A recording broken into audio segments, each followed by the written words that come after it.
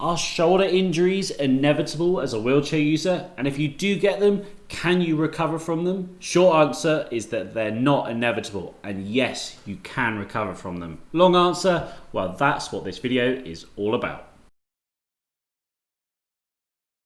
So I'm often looking in Facebook groups and forums and various other places to see what you guys are talking about when it comes to health and fitness as a wheelchair user. It's exactly what helps me create these videos for you. And something that always keeps cropping up is these two phrases. We must look after our shoulders, or our shoulders are basically our legs. And with that, there's this overall feeling that shoulder injury is just an inevitability and a guaranteed part of just being a wheelchair user, and something that will just take away our independence. And yes, wheelchair users can injure their shoulders, and yes, we want to avoid injury, but do we need to baby them so they stay safe? Or is there a better way? And for those of you who have already damaged their shoulders, is there a way back and a way to regain your independence? Or is surgery and switching to a power chair your only future? So the first thing we need to do here is to understand this situation. And this belief of the inevitability of shoulder injury stems from two major misconceptions. Number one, that pushing a wheelchair leads to overuse injuries. And two, once damaged, our shoulders will never recover. And whilst there is some truth to these points,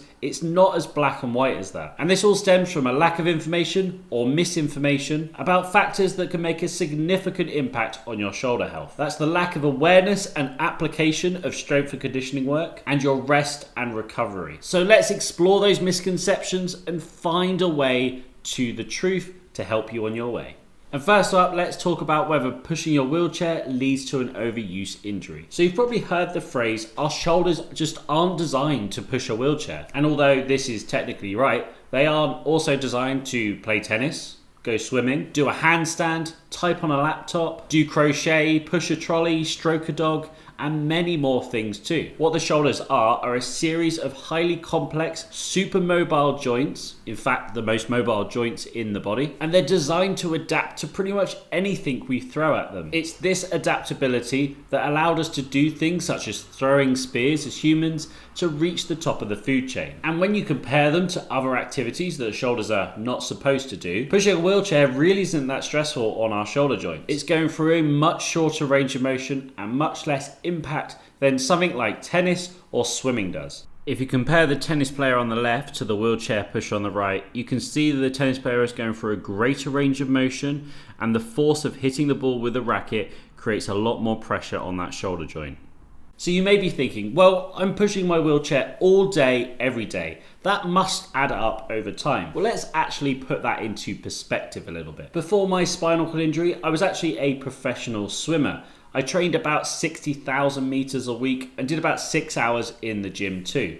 That's putting my shoulders through more range of motion and higher stress in a week than I probably do even as a month as a wheelchair user now. Yet if we look at the statistics, swimmers are far less likely to have their shoulders injured and far more likely to recover from shoulder injury than us wheelchair users. So what on earth is going on? Well, the problem here lies in that it's not overuse, but in fact it's muscle weakness and imbalance. So as I said earlier, our bodies are fantastic at adapting. It's one of the reasons my channel is called Adaptable. And when we push our wheelchair every day, our bodies get really great at pushing our wheelchairs. The chest, front deltoid and tricep all develop to get stronger to make us more efficient at pushing. And that sounds great. Who doesn't want to be better at pushing their wheelchair? Well, all of our muscles are adapting all of the time, whether we exercise them or not. So if the only exercise you're doing is pushing your wheelchair, then yes, the chest, front deltoids and triceps get stronger, but the other muscles are getting weaker because your body's like, hey, we do not need to commit resources to these muscles because they're not getting used. So eventually they get weaker and weaker over time. And if you're somebody like myself with paralyzed legs, you'll probably notice that you do get significantly smaller and weaker muscles. Well, this can also happen in muscles that you can use but are not using. Your back muscles, rear deltoids and rotator cuffs are most effective if the only form of movement you're doing is pushing your wheelchair. And all of these muscles are connected to that shoulder joint. So by only pushing, these muscles become weaker, which means they're less resilient to stress put on them. That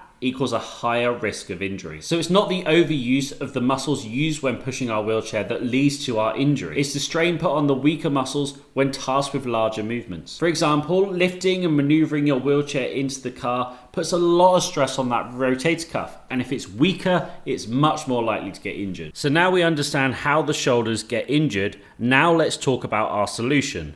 To do this, we are taking a 3-step approach: mobility, strength, and recovery. So if we take it back to the swimmers, they are adding plenty of variety to their movements.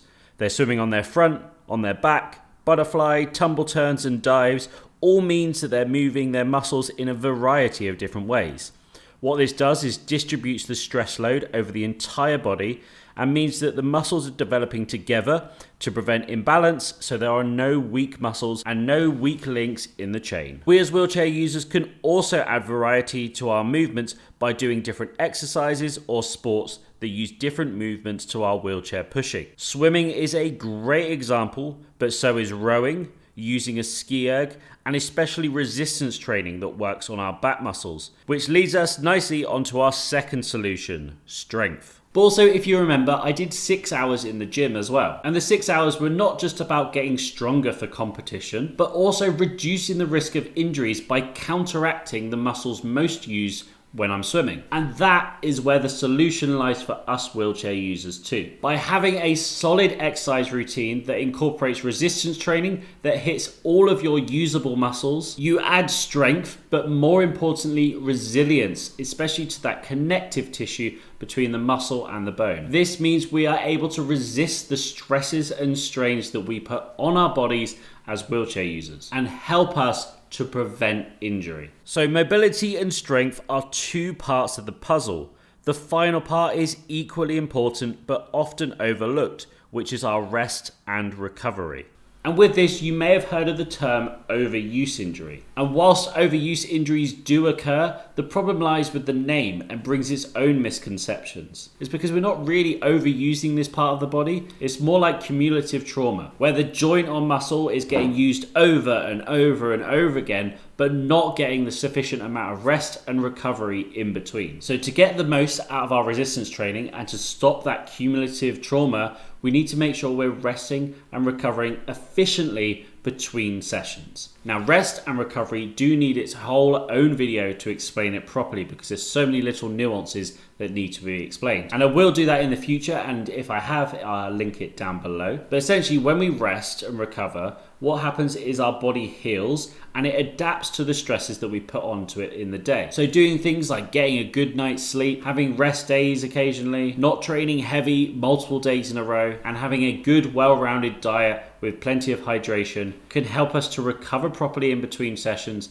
and make the most out of it, allowing our body to adapt and to be more resilient and less likely to be injured.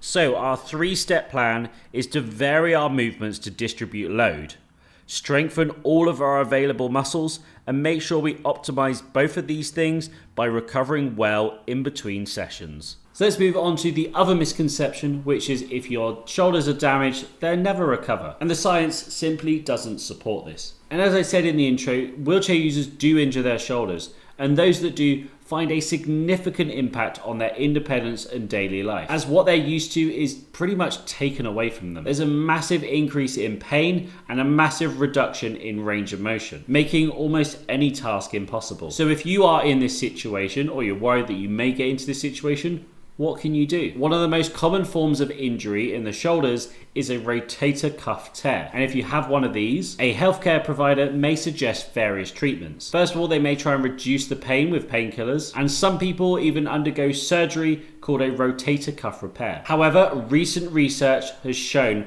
that if you do get a rotator cuff tear, that recovering using exercise is as effective, if not more so slightly, than surgery is. And those who actually go through a physical exercise routine rather than surgery have a better ownership over their recovery process. And I would suspect this is probably going to help you to have less risk of re-injuring in the future. What this looks like is after the initial recovery phase, we slowly start to introduce some resistance training. And you use things like progressive overload to slowly build that muscle up stronger and stronger. Essentially, it's the same things as what we talked about when we talk about prevention of injuries, but we just just being mindful of not to push our bodies too fast, too soon, because we don't want to re-injure ourselves. But once recovered, you're probably even less likely to be injured again, because in the past you may not have been doing anything to help your shoulders stay resilient, and now you've got a strength routine in place to help them stay strong. During your recovery phase, you may use other passive treatments to help you with things such as pain. These include heat and ice, ultrasound, electric stimulation called NMES, TENS machines, and kinesiology taping. Do bear in mind with these passive treatments, they're not there to help you to recover from your injury, but they're there to help you with some of the symptoms of your injury. So yes, they feel good in the short term, but exercise has been proven to be the best course of action